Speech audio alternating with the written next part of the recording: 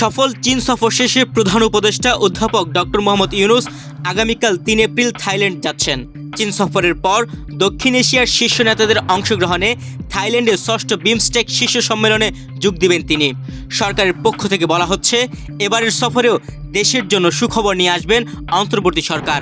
বঙ্গোপসাগর অঞ্চলে বহুখাত ভিত্তিক কারিগরি ও অর্থনৈতিক সহযোগিতামূলক উদ্যোগ বিমস্টেক, যা বে of Bengal initiative for multi-sectoral technical and economic cooperation নামে পরিচিত, বাণিজ্য ও বিনিয়োগকে উৎসাহিত ও উদ্দীপ্ত করার জন্যই এ যাত্রা শুরু হয়েছিল।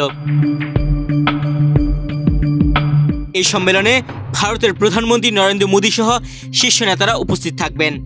বিমস্টেক সম্মেলনে অধ্যাপক ডক্টর মোহাম্মদ ইউনূসের সঙ্গে ভারতের প্রধানমন্ত্রী নরেন্দ্র মোদীর বৈঠক হওয়ার কথা রয়েছে। যদি দুই দেশের প্রধানের বৈঠক হয়, তাহলে বাংলাদেশ ভারতের সমসাময়িক নানা বিষয়ে কথা হবে বলে ধারণা করা হচ্ছে। থাইল্যান্ডের রাজধানী ব্যাংককে বিমস্টেক এবারের সম্মেলনে বঙ্গোপসাগর অঞ্চলের 7টি দেশ অংশ নিয়েছে।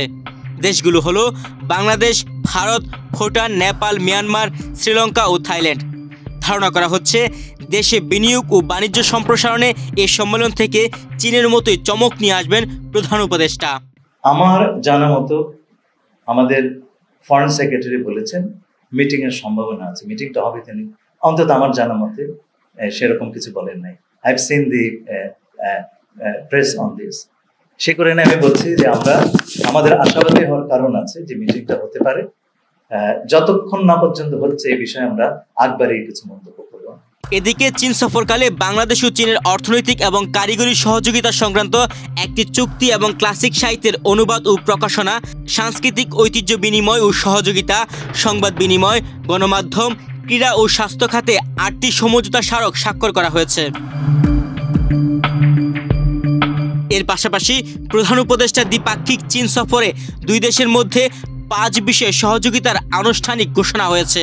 এগুলো হলো বিনিয়োগ আলোচনা শুরু করা, চীনের বিশেষায়িত অর্থনৈতিক অঞ্চল চালু, মোংলা বন্দরের আধুনিকীকরণ ও সম্প্রসারণ, একটি রোবট ফিজিওথেরাপি ও পুনর্বাসন কেন্দ্র নির্মাণ এবং একটি কার্ডিয়াক সার্জারি গাড়ি অনুদান।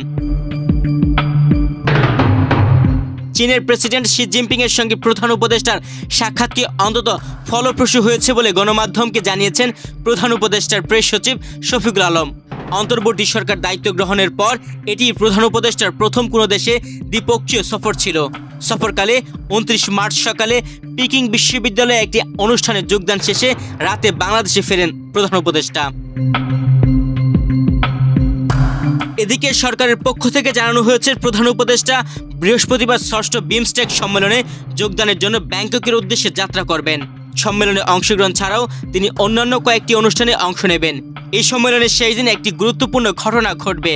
তার মানে আগামী চেয়ারম্যানশিপ অব বিমস্টেক অর্পিত হবে প্রধান উপদেষ্টার হাতে এবং বিমস্টেক পরিচালনার একটা প্রধান ভূমিকা এই সময় থেকে বাংলাদেশ পালন করে আসবে।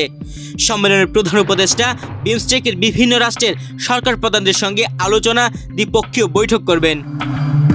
তুহিন ভুইয়া, বাংলাদেশ প্রতিদিন।